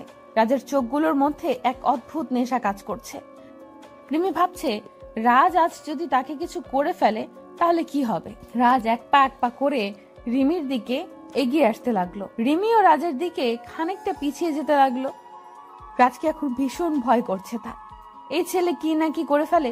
রিমি পিছিয়ে যাবার এক পর্যায়ে দুম করে দেয়ালের সাথে ধাক্কা খায়। পিছিয়ে যাওয়ার পথ শেষ। রাজ রিমির কাছাকাছি আসতেই আলতো করে রিমির কোমরের উপর নিজের হাত রাখলো। রিমির কোমরে রাজের স্পর্শ পেতেই রিমির সারা শরীরে কারেন্ট বয়ে যায়। প্রবল ভাবে কেঁপে উঠল রিমির সারা শরীর। রিমি রাজকে উদ্দেশ্য করে কাঁপা কাঁপা কণ্ঠে বলতে লাগলো, এসব কি করছেন? আপনি আমার ধৈর্যের পরীক্ষা করিয়েন না। আমি কিন্তু নিজের মধ্যে আর থাকতে পারবো না। তো হারিয়ে যা না, আমি তো এটাই চাই তুই নিজেকে আমার সাথে সঁপে দিস। আর আমি তোকে অনেক আদর করি। কিন্তু এটা তো ঠিক নয়, এটা তো পাপ। পাপ পুণ্যের হিসেব করতে আমি এখানে আসিনি। তাছাড়া আমায় তুই তোর দুধ খাইয়ে আমার মাথা খারাপ করে দিয়েছিস। এখন আমি তোকে আদর করবই করব। আমায় আটকাতে পারবে না কেউ। রাজ কথাটা বলতেই রিমিকে জড়িয়ে নিল নিজের বুকে। রিমিকে শক্ত করে জড়িয়ে ধরে রাজ রিমির পিঠের উপর হাত বুলিয়ে দিচ্ছে। রিমি রাজের প্রত্যেকটা স্পর্শে বারংবার কেঁপে কেঁপে উঠছে। রাজ রিমির এই কম্পনে নিজেকে আরো প্রবল নিঃশাক্ত অনুভব করছে। রাজ আলতো করে রিমির থুতনি ধরে রিমির থুতনি উঁচু করে দিতেই রিমি সকল লজ্জাকে সাইডে ফেলে দুম করে রাজের নিজের ঠোঁটজোড়া তারা শক্ত করে চেপে ধরলো। রাজ বিশ্বাস করতে পারছে না এটা রিমি, কারণ রিমি সর্বদা প্রচন্ড লজ্জা পেয়ে আসছে। সেই রিমি কিনা আজ নিজেই রাজের ঠোঁটের সাথে নিজের ঠোঁট এক করে নিয়েছে। কথাটা ভাবতেই চমকে যায় রাজ। রিমি রাজের ঠোঁটজোড়া নিজের দখলে নিয়ে পাগলের মতো চুমু খেতে লাগলো। রাজও উন্মাতের মতো করে রিমির ঠোঁটের ভালোবাসার পরশ নিয়ে যাচ্ছে। কিছু সময় চুমু খাওয়ার পর রাজ আলতো করে রিমির ঠোঁটজোড়া ছেড়ে দিল। রিমির ঠোঁটের মধ্যে থেকে নিজের ঠোঁটজোড়া তুলে নিয়ে রাজ রিমির বুকের উপর থাকা ওড়নাটা এক টানে নিজের হাতে নিয়ে নিল। ওড়না সরে যেতেই রাজের সামনে রিমির বুকটা উন্মুক্ত হয়ে যায়। রিমি নিজের উন্মুক্ত বুক ঢাকার বিন্দু মাত্র চেষ্টা করলো না, কারণ রিমি এটাই চেয়েছে। রাজ রিমির বুকের দিকে তাকিয়ে আছে। রিমি রাজের দিকে তাকিয়ে মুচকি মুচকি হাসছে। রাজ আর অপেক্ষা করতে পারলো না, দুম করে রিমিকে কোলে তুলে নিল সে। রিমিকে কোলে তুলে নিয়ে রাজ সোজা বিছানায় চলে যায়। রিমিকে বিছানায় শুইয়ে দিয়ে রাজ ঝাঁপিয়ে পড়লো রিমির উপর। তারপর কি হলো সেটা আর বলার অপেক্ষায় রাখে না। রিমি আর রাজ একে অপরের মাঝে ডুবে যায়। আদর করার নেশায় মেতে ওঠে রাজ। প্রায় 2 ঘন্টা পর রাজ ক্লান্ত হয়ে রিমির বুকের উপর লুটিয়ে পড়ল। রিমি রাজকে শান্ত হয়ে যেতে দেখে বলতে লাগলো, কি হলো জনাব, এতক্ষণ পর আপনার শেষ হলো? ওপ সরি, খুব তাড়াতাড়ি শেন হয়ে গেল তাই না? সরি। হ্যাঁ, ফার্স্ট টাইম তো তাই আর কি। এই চুপ করো ফাজিল, এত সময় ধরে আদর করেছো, বাবা রে, আমি তো ভেবেছি আজ আর শেষ হবে না। ইচ্ছে তো ছিল না শেষ করার, একবার শুরু হয়ে যাওয়ার পর আর থামতে ইচ্ছে করে না। এমন ভাবে চলতে থাকলে তোমার জন্য 2 দিন পর পর খাট কিনে আনতে হবে। তাই হয়তো আনতে হবে।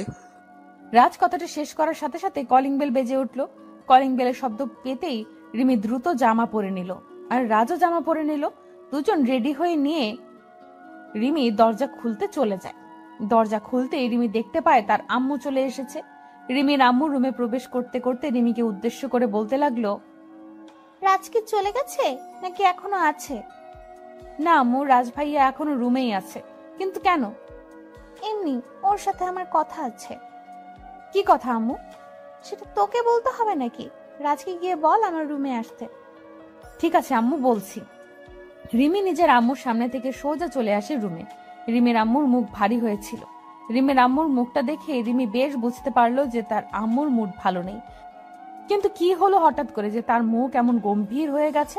আর কি জন্যই রাজকে আলাদা ডেকেছে কিছুই বুঝতে পারলো না রিমি।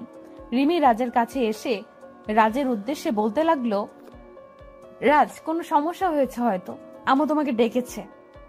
হঠাৎ করে আবার কি সমস্যা হলো? সেটা তো আমি জানি না, তুমি কথা বলার সময় সাবধানে কথা বলবে, ঠিক আছে? ঠিক আছে, ওয়েট, আমি দেখে আসছি। তুই পেইন কিলার খেয়ে রেস্ট করো একটু। রাজ রিমিকে রুমে রেখে রিমির আম্মুর রুমে চলে যায়। রাজ রিমির আম্মুর রুমে আসতেই রিমির আম্মু রাজকে উদ্দেশ্য করে শক্ত গলায় বলতে লাগলো, রাজ, তোকে এখানে কেন ডেকেছে জানিস? না আন্টি, কেন বলুন তো? দেখ, তোকে আমি ছোটবেলা থেকে নিজের হাতে বড় করেছি। আমার আর তোর বাবা মায়ের ইচ্ছে তোর সাথে রিমির বিয়ে হোক। তোর কি মতামত? আন্টির কথাটা শুনে রাজের মনের মধ্যে খুশিতে লাড্ডু ফুটতে লাগলো। রাজ তো এটাই চেয়েছে এত বছর, যেন রিমি আর তার বন্ধুত্বের সম্পর্কটা ভালোবাসায় আর তারপর বিয়েতে পূর্ণতা লাভ করে। আজ সেই স্বপ্নটা পূরণ হতে চলেছে। রাজ খুশিতে গদগদ হয়ে রিমির আম্মুকে বলল, জি আন্টি, আমার দিক দিয়ে তো কোনো সমস্যা নেই, তবে রিমির মনের কথা তো আর আমি জানি না। এখন আপনারা যা ভালো মনে করেন তাই করেন। রিমির কথাটা জানতে চাই আমি। ওকে তো এই বিষয়ে কিছু বলতেও পারছি না। একবার বলেছে ও নাকি এসবে নাই। এখন আমি কি করে বলতো? আন্টির কথাটা শুনে রাজ চমকে যায়। রিমি যদি বলে থাকে যে তার মনের মধ্যে রাজকে নিয়ে কোনো ফিল নাই, তবে আজ যেটা হলো সেটা কি ছিল? রাজ তার আন্টিকে কিছু বলার ভাষা খুঁজে পাচ্ছে না। রিমি কি তবে তার সাথে কোনো নাটক করেছে? রাজ কিছু সময় চুপ থেকে অতঃপর বলল, আচ্ছা আন্টি, আমি রিমির সাথে কথা বলে দেখছি ব্যাপারটা, তারপর আপনাদের জানাবো, ওকে? তাই করিস বাবা। আমার মেয়েটার কোনো কথাই আমি বুঝতে পারি না। আন্টির সাথে আরো কিছু সময় কথা বলার পর রাজ রিমির রুমে চলে এলো। রিমি পেইন কিলার খেয়ে শুয়ে আছে বিছানায়। রাজ রুমে কখন প্রবেশ করেছে রিমি বলতে পারবে না। রাজ রিমির কাছে এসে রিমির পাশে বসে ভীষণ কর্কশ কণ্ঠে বলতে লাগলো, এই শুয়ে আছিস কেন? আমি আর কখনো তোদের বাড়ি আসবো না। রাজের আচমকা বলা কথাটা শুনে রিমি হকচকিয়ে বিছানা থেকে উঠে পড়লো। হঠাৎ করে রাজের কি হলো কিছুই বুঝতে পারছে না রিমি। রিমি প্রশ্নসূচক দৃষ্টিতে রাজের দিকে তাকিয়ে বলল, কি হয়েছে? কেন আসবে না? আম্মু কি তোমায় কিছু বলেছে? কিছু বলেছে মানে? সরাসরি বলে দিয়েছে তোর সাথে আমার আর কোনো সম্পর্ক থাকুক সেটা উনি চাইছেন না, তাই আমি আর কখনো তোর সাথে দেখা করতে আসবো না। এই মাথা ঠিক আছে তো তোমার? আম্মু হঠাৎ করে এইসব কেন বললো? সেটা তোমার আম্মুকে গিয়ে জিজ্ঞেস করো। আমি আসছি, ভালো থেকো। রাজ কথাটা বলতেই রিমির সামনে দিয়ে চলে যেতে নিল।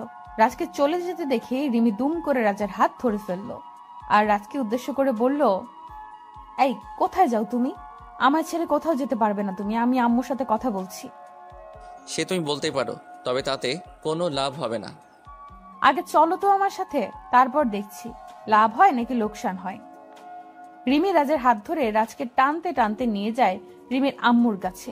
রিমি তার আম্মুর কাছে এসে বলতে লাগলো, আম্মু, এটা কি হলো? তুমি না বললা রাজ ভাইয়ের সাথে আমার বিয়ে হবে, এখন আবার রাজ ভাইকে বলছো আমার থেকে দূরে থাকতে। এটা কি হচ্ছে? আমি রাজকে ভালোবাসি আর ওকেই নিজের করে পেতে চাই। রিমির কথা শুনে রিমির আম্মু মুখের ওপর আমার কলা ধরে আপনি কি করবেন? না, আপনার কলাটা দেখতে খুব সুন্দর আর বড় দেখাচ্ছে, তাই ধরতে ইচ্ছে হলো। তাই নাকি? এই কলা ধরার পর আপনার যদি খেতে ইচ্ছে হয় তখন কি হবে? কি আর হবে, একটু খেলে কি পাপ হবে নাকি? কি বলছেন? আমার কলা আপনি খেলে তো পাপ হবেই। পরপুরুষের কলা খাওয়া কি ভালো নাকি? আমি অত শত বুঝি না, আপনি আপনার কলা আমায় ধরতে দিবেন কিনা সেটা বলুন। এমন ভাবে জেদ করছেন মনে হচ্ছে এই কলাটা আমার না আপনার। নিন ধরুন, আবার মুখে পড়ে ফেলবেন না যেন। ঈশান নিজের কলা ঈশার দিকে এগিয়ে দিতেই ঈশা লোভনীয় দৃষ্টিতে ঈশানের কলার দিকে দৃষ্টিপাত করলো। এত বড় কলা হয়তো ঈশা এর আগে দেখেনি। ঈশা কলাগুলো নিজের হাতে নিতেই ঈশানকে বলতে লাগলো, এত বড় কলা কোথা থেকে পেলেন? আমার তো দেখেই খেতে ইচ্ছে করছে। কোথা থেকে আবার? আমার নিজের কলা এটা। অনেক যত্ন নিয়ে এটাকে এত বড় করেছি। ভালো না লেগে উপায় আছে কি? সত্যি বলেছেন, এই কলাটা দেখে তো সেটাই মনে হচ্ছে। আমি অনেক দেখেছি কলা, তবে আপনারটার মতো এত সুন্দর কলা দেখিনি কারো কাছে। দেখবেন কেমন করে, সবাই কি আর এমন করে বানাতে পারে? জি, কিছু বললেন? না, বললাম সবার কাছে থাকলে কি আর আপনি আমার কাছে আসতেন কলা ধরার জন্য? কিছু মনে করবেন না, আপনার কথাগুলো আমার কেমন যেন ভালো মনে হচ্ছে না। কি করে মনে হবে? কারণ আমি কথাগুলোই তো এমন ভাবে বলছি। কি আবার কিছু বললেন? না, বললাম শুধু কি কলাগুলোই পছন্দ হয়েছে নাকি কলার মালিককেও পছন্দ হয়েছে? আপনাকে পছন্দ হওয়ার কি আছে, আপনার কলাগুলোই পছন্দ হয়েছে আমার। লে, এই প্রথম শুনলাম কোনো মেয়ের কলা পছন্দ হয় অথচ কলার মালিককে পছন্দ হয় না। এটা কোনো কথা? হ্যাঁ, এটাই কথা। আচ্ছা বলুন, আপনার কলার দাম কত? মানে আমি দুটো কলা নিতে চাই। আমি ক্রয় করে নিয়ে এসেছি কি বিক্রি করার জন্য নাকি? আমি এগুলো বিক্রি করার জন্য নিয়ে আসিনি ম্যাম। ওকে, তাহলে বলুন কোথা থেকে নিয়েছেন, আমিও নিব। একবার বললাম তো আমার নিজের কলা। নিজের কলা কি আর কোথাও থেকে দিতে হয় নাকি? ও ঠিক আছে, আসছি তবে। ঈশা কথাটা বলতেই চলে যেতে নিল। ঈশান ঠায় দাঁড়িয়ে আছে। এত কষ্ট করে দীর্ঘ 2টি ঘন্টা দাঁড়িয়েছিল একটু ঈশার সাথে কথা বলার জন্য, অথচ ঈশার সাথে কথা বলার আগে ঈশা চলে যেতে চাইছে। এটা কি ঈশান মেনে নেবে নাকি? ঈশান ঈশার পেছন পেছন দৌড়ে এগিয়ে এসে ঈশাকে পেছন থেকে বলল, এই ম্যাম, আপনি কি রাগ করলেন নাকি? না, রাগ করার মতো কি আছে? না, কেন জানি মনে হলো আপনি রেগে গেছেন। আচ্ছা, এই কলাগুলো আপনার পছন্দ হয়েছে? পছন্দ হয়েছে বলেই তো বললাম আমায় দিয়ে দিতে। ওকে, তাহলে নিন। কত দিতে হবে? ভালোবাসার কি কোনো দাম হয় মিস? হোয়াট, কি সব বলছেন আপনি? আর আমি বলছি যে কাউকে ভালোবেসে কিছু দেওয়াতে কি দাম ধরতে হয় নাকি? আপনার ইচ্ছে হয়েছে নিয়ে যান, গাছের কলা আমার কি। কিন্তু আমি তো আপনার থেকে এমন ভাবে কিছু চাইছি না। আমি দাম দিতে প্রস্তুত আছি, আপনি বলুন না। বললাম তো লাগবে না, নিয়ে যান প্লিজ। ঈশান কথাটা বলে ঈশার হাতে কলাগুলো ধরিয়ে দিয়ে চলে যায়। ঈশা তো অবাক হয়ে আছে ঈশানের কাজে। ঈশানের সাথে ঈশার পরিচয় তেমন একটা গভীর সময়ের নয়। ঈশা আর ঈশান কলেজে যাওয়ার পথে একসাথে যায়, সেখান থেকেই তাদের পরিচয়। আজ বিকেলবেলা ঈশা কোচিং শেষ করে বাড়ি ফেরার পথে ঈশানের সাথে তার দেখা হয়। ঈশানের সাথে দেখা হতেই ঈশা দেখতে পায় ঈশানের হাতে কলা আছে, আর কলাগুলো দেখতে খুব সুন্দর। তাই ঈশা ঈশানের কাছে কলাগুলো চাইলো। ঈশান প্রথমে নাটক করে পরে আবার দিয়ে দিল। ঈশা আর কিছু ভাবতে পারলো না, সোজা নিজের বাড়িতে চলে আসলো। বাড়িতে এসে ঈশা কলাগুলো নিজের রুমে নিয়ে গিয়ে কলার খোসা ছাড়িয়ে নিতে চেষ্টা করলো, তবে কোনোভাবেই কলার খোসা ছাড়ানো যাচ্ছিল না। ঈশাকে কলার খোসা ছাড়াতে দেখে ঈশার ছোট বোন এসে ঈশাকে উদ্দেশ্য করে কৌতূহলপূর্ণ কণ্ঠে বলল, আপু, এসব কি করছিস তুই? কিছু না রে, এই কলার খোসা ছাড়িয়ে নেওয়ার চেষ্টা করছি। তুই কি বোকা, দেখতে পাচ্ছিস না এগুলো রাবারের কলা? এগুলো কি খাওয়া যায় নাকি? রিমির কথা শুনে ঈশার টনক নড়ে। ঈশা খানিকটা ভেবাচাকা খেয়ে গিয়ে রিমিকে বলল, কি বলছিস তুই? এগুলো রিয়েল কলা, আমি আমার এক পরিচিত লোকের থেকে নিয়েছি। যার থেকেই নিস না কেন, সে তোর সাথে মজা করেছে। আসলে আপু, তুই এতটা বোকা কি করে হতে পারিস? আসল নকল কিছুই বুঝিস না। রিমি কথাটা বলে হাসতে হাসতে চলে যায়। ওইদিকে ঈশার মাথায় হাত দিয়ে ভাবতে লাগলো, এই কলাগুলো ফেক কি করে হতে পারে, আর ঈশানী বা তার সাথে এমন মজা কেন করবে? ঈশা আরো একবার কলাগুলো হাতে নিয়ে ভালো করে পরীক্ষা করে দেখলো। এবার যেন রিমির কথাটাই সত্যি হয়েছে, এই কলাগুলো আসলেই রাবারের। ঈশা এই কলাগুলো রাবারের দেখে রাগে ফুঁসতে লাগলো। এত বড় ধোঁকা তার সাথে কি করে হতে পারে? ঈশা রাগের কারণে কলাগুলো মাটিতে ছুঁড়ে মারলো। ইচ্ছা করছে ঈশার এক্ষুনি ঈশানের চুলগুলো টেনে ছিঁড়ে ফেলতে। কি অসম্ভব ছেলে একটা! এমন ভাবে কি কেউ কাউকে ধোকা দেয়? পরদিন সকালে ঈশা রেডি হয়ে কলেজে যাচ্ছে। কিছু দূর যাওয়ার পর ঈশা দেখতে পেল ঈশানও তার পেছনে পেছনে আসছে। ঈশা এই সময়ের জন্য অপেক্ষা করছিল। এখন ঈশানের থেকে তার জানতে হবে কেন ঈশান তার সাথে এত বড় প্রতারণা করলো। ঈশা রাস্তার পাশে দুম করে দাঁড়িয়ে পড়তেই ঈশান মুচকি হেসে ফেলল। ঈশান জানে ঈশা তার সাথে কথা বলার জন্যই দাঁড়িয়েছে, আর ঈশানও এটাই চাইতো যে ঈশা তার সাথে কথা বলুক। ঈশান ঈশার কাছাকাছি এগিয়ে আসতেই ঈশা ঈশানকে উদ্দেশ্য করে ভ্রু কুঁচকে বলল, এই ছেলে দাঁড়াও, তোমার সাথে আমার কথা আছে। জি বলুন, কি কথা? তুমি যে কলাগুলো গতকাল আমায় দিয়েছিলে ওগুলো ফেক কলা ছিল, রাইট? ফেক ছিল কেন, কি হয়েছে? একটা থাপ্পড় দিব, মাথার তার সব ঠিক মতো লেগে যাবে। আমার সাথে মজা করার সাহস কি করে হয় তোমার? জানো তোমার এই ফাজলামের জন্য আমি আমার ছোট বোনের কাছে হাসির পাত্রী হয়ে গেছি। আরে সরি, আমি তো আপনার সাথে এমন কিছু হবে জানতাম না। আমি তো আপনার সাথে একটু কথা বলতে চেয়েছি, তাই এমন করেছি, সরি। মানে আমার সাথে তোমার কি কথা? আসলে মানে এই ছেলে, আমার দিকে এমন ভাবে তাকাচ্ছ কেন? একদম উল্টাপাল্টা কথা বলবে না। আমার সামনে থেকে যাও, আর কখনো আমার সামনে আসবে না। কিন্তু কেন? আমি আপনার সামনে আসলে কি হবে? আর আমি আপনাকে পছন্দ করি। কাউকে পছন্দ করা কি পাপ? পাপ কিনা তা আমি জানি না, আপনাকে আমার পছন্দ নয়, তো নিজের লিমিটের মধ্যে থাকুন। ঈশা কথাটা বলতেই ঈশানের সামনে দিয়ে হনহন করে চলে যায়। ঈশান ঈশার দিকে তাকিয়ে আছে। ঈশান ঈশাকে মন থেকে ভালোবাসে, আর ঈশানও জানে ঈশাও তাকে পছন্দ করে। কিন্তু হঠাৎ করে ঈশানকে মুখের উপর না করে দেওয়ার কারণ কি? ঈশান কিছু বুঝতে পারলো না। ঈশান কলেজ শেষ করে কলেজের সামনে কিছু সময় অপেক্ষা করার পর দেখলো ঈশা আসছে। ঈশান ঈশার সামনে এসে আবারও ঈশানকে বলল, ঈশা, আমি তোমার সাথে একটু কথা বলতে চাই। আমার সময় হবে না, সরি। প্লিজ 2 মিনিট একটু কথা বলেই আমি চলে যাব, প্রমিস। তোমার প্রমিস শোনার মতো কোনো মুড নেই আমার। এমন করিও না, আমার কথাটা শোনো। তারপর তোমার যা ইচ্ছা হয় বলো, আমি তাই করব, প্রমিস। ঠিক আছে, বলো কি বলবে। আমি তোমায় ভালোবাসি আর সারা জীবন তোমার সাথে থাকতে চাই। প্লিজ আমায় ফিরিয়ে দিও না তুমি। আমি তোমাকে ভালোবাসি না, হয়েছে কথা।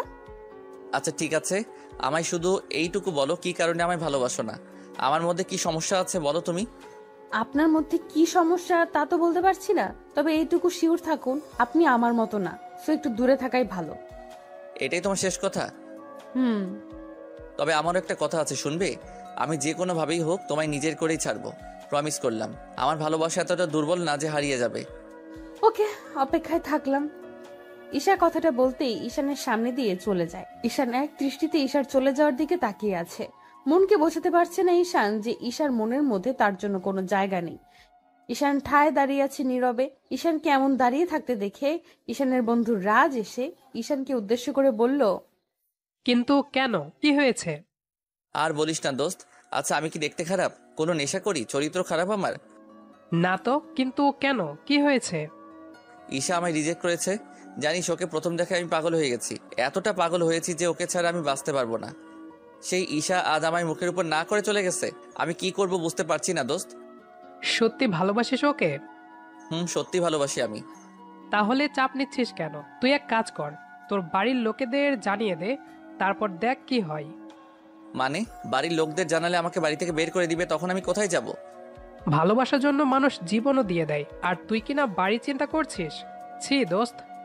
ঈশান রাজের কথার মানে বুঝতে পারলো না ঠিক, তবে ঈশাকে নিজের করে পেতে হলে রাজের আইডিয়াটা মন্দ হবে না। ঈশান সোজা নিজের বাড়ি চলে আসলো। বাড়ি এসে ঈশান কি করে নিজের বাবা মাকে এই কথাটা বলবে তাই ভাবছে। বুকের মধ্যে ভয় চুপসে গেছে তার। জীবনে এই প্রথম সে লজ্জার বাঁধ পেরিয়ে নিজের মনের কথা বাবা মাকে বলতে চলেছে। এটা তার কাছে কম কিছু নয়। ঈশান অনেকটা সময় ভাবার পর বুকের মাঝে একটু সাহস সঞ্চয় করলো। এবার তার বলার পালা। অনেকটা সাহস করার পরেও ঈশান নিজের বাবা মাকে কিছু বলতে পারলো না। কি করে বলবে? প্রচন্ড ভয় কাজ করছে তার মনের মধ্যে। ওইদিকে ঈশা বাড়ি ফিরে অপেক্ষা করছে কখন তার বাড়িতে ঈশান এসে তাকে বিয়ে করার কথাটা বলবে। ঈশা ঈশানের উপর ফিদা হয়ে গেছে প্রথম দেখায়। তবে ঈশা চায় না কোনো প্রকার হারাম সম্পর্কে জড়াতে। ভালোবাসার শেষ পরিণতি বিয়ে। ঈশা চায় ঈশানের সাথে প্রেম করতে, তবে সেটা ঈশানের স্ত্রী হয়ে। ঈশার মনটা একটু একটু করে বিচলিত হতে লাগলো। কি করে জানবে ঈশান তার বাবা মাকে বলতে পেরেছে কিনা? কিছুই যেন তার মাথায় আসছে না। কিছু সময় অপেক্ষা করার পর ঈশার বোন রিমি ঈশার রুমে এলো। রিমিকে দেখে বেশ খুশি লাগছে। রিমি এসে ঈশাকে উদ্দেশ্য করে বলল, ঈশা আপু, আজ নীরব আঙ্কেল তার ছেলেকে নিয়ে তোকে দেখতে আসছে। মানে নীরব আঙ্কেল আজ এত বছর পর আমাদের বাড়িতে আসবে, তাও আবার তার ছেলেকে নিয়ে? ব্যাপার কি? ও আপু, তুই না এখনো সেই ছোট্ট ঈশাই আছিস। তোকে দেখতে আসছে মানে তোর বিয়ের সানাই বাজতে চলেছে। উফ, আমার তো ভাবতেই ভালো লাগছে। আমার বোনের বিয়েতে আমি খুব মজা করব। আমার বিয়ে আর আমি জানি না? বাহ, ভালো তো। আমি এই বিয়ে করতে পারবো না। মানে কেন বিয়ে করবি না? কি হয়েছে? কি হবে? কিছু হয়নি। আমি অন্য কাউকে পছন্দ করি, তাই এই বিয়ে করতে পারবো না। কাকে পছন্দ করিস? আছে একজন। তুই এখন যা, আমার মাথা গরম আছে। ঈশা নিজের রুম থেকে রিমিকে তাড়িয়ে দিল। এমন খবর শোনার জন্য ঈশা মোটেও প্রস্তুত ছিল না। ঈশার তো মনে মনে ঠিক করে নিয়েছে ঈশানের সাথেই তার বিয়ে হবে। এখন আবার কোথা থেকে এই আঙ্কেল আর তার ছেলে চলে আসলো, কিছুই বুঝতে পারলো না ঈশা। বিকেল বেলা ঈশার আঙ্কেল ও তার ছেলে ঈশার বাড়িতে আসলো। তারা ঈশাকে নিয়ে কথা বলছে। ঈশাকে খানিকটা বাধ্য করা হয় সাজতে। ঈশা মনে মনে সিদ্ধান্ত নিয়ে নিয়েছে এই ছেলেকে সে রিজেক্ট করবে আর ঈশানের জন্য অপেক্ষা করবে। কিছু সময় যাবার পর ঈশাকে তাদের সামনে আনা হলো। সবাই ঈশার দিকে তাকিয়ে আছে অপলক দৃষ্টিতে। ঈশার মা ঈশার মুখের উপর থেকে ঘোমটা তুলে দিতেই ঈশা চোখ তুলে তাকালো। চোখ তুলে তাকাতেই ঈশা চমকে উঠল। এ কি দেখছে সে? নিজের চোখকেও যেন বিশ্বাস করা দায় হয়ে পড়েছে তার। ঈশা দেখতে পেল তার সামনে বসে আছে ঈশান। ঈশানকে দেখে ঈশার ঠোঁটের কোণে হাসির ছাপ স্পষ্ট হয়ে পড়ল, তবে মুখের উপর কৌতূহলী ভাবটা কাটলো না। সকলের কথা বলা শেষ হতে ঈশা আর ঈশানকে আলাদা কথা বলার জন্য নিয়ে যাওয়া হলো। ঈশা আলাদা কথা বলতে এসেই ঈশানকে উদ্দেশ্য করে বলে উঠল, এই তুমি এখানে কেমন করে? তুমি কি আগে থেকে সব জানতে নাকি? কচু জানতাম। আমিও তো জানতাম না কার সাথে আজ দেখি করতে এসেছি। আমি এখানে এসে বুঝলাম তোমাকে দেখতে এসেছি। আমার তো মাথায় কাজ করা বন্ধ করে দিয়েছে।